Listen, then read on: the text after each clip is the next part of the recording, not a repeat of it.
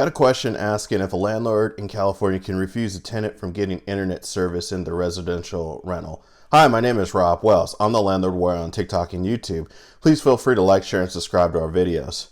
Now, to answer this question, this kind of brings up an old, very old issue in the California Civil Code about if a landlord could refuse internet service. And let me start with the history of the Civil Code section that was probably relevant to this discussion. Okay, so under Civil Code section 1941.4, a landlord of a building for residential occupation is responsible for installing at least one usable tellable jack for placing and maintaining the inside telephone wiring in good working order and ensuring that the inside telephone wiring meets the applicable standards of the most recent California Electrical Code and shall make any required repairs. That's what Civil Code section 1941.4 reads. Okay. And in the day when a lot of people had landlines, a landlord was responsible for putting in at least one landline per residential dwelling. Now, what's the problem, folks? Okay, Civil Code hasn't caught up with technology. Okay, let me ask you this. Any of the users, do you have a landline in your home right now?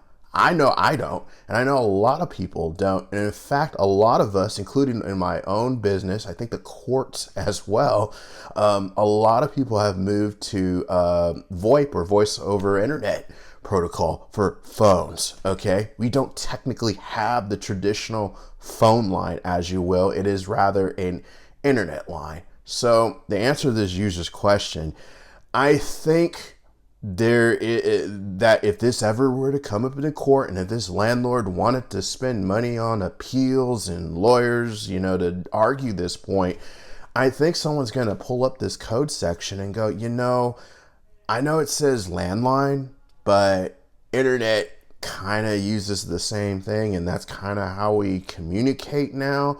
I think there might be a duty that a landlord would be held to allowing a tenant to get internet service and maintain something similar to a telephone line. Okay, now if you have DSL, yeah, hey, I think if they still have that nowadays, I don't know. I have cable basically for an internet provider.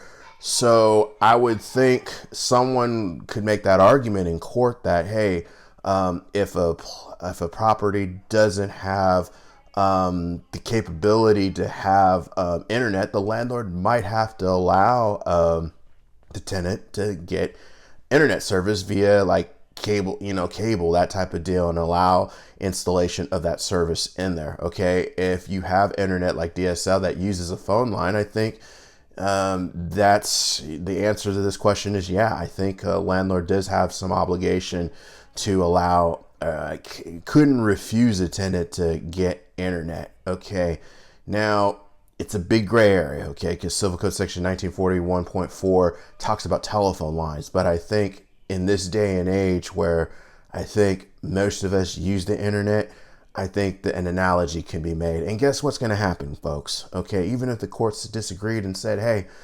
telephone line, this is telephone line, internet's different. Guess what's going to happen?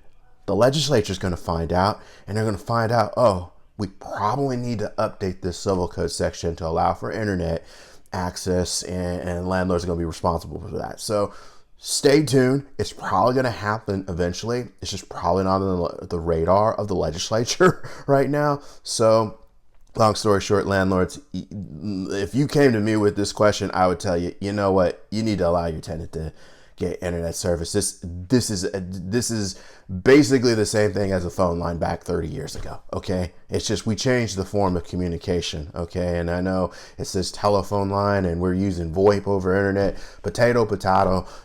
I think you're gonna lose here. Okay, and to be honest, if you came to me, I'd tell you, how much money do you really want to spend? Do you really want to go and fight with this in court? There's probably better ways of resolving this issue, such as, coordinating yourself to get at least the cable or whatnot installed, and then your tenant can take care, get their own internet service provider. Okay, but I think most houses would be wired for such, and if there was problem with the wiring, I think I'd tell my landlord, I think you probably need to go at least put one jack inside the house, basically. Anything else your tenant is responsible for. Okay, be my 50 cents. Okay, until they resolve this issue. So, landlords, if you're in the Northern California area and you need help with a landlord tenant matter, you need help terminating the tenancy, your tenant's not doing what they're supposed to do,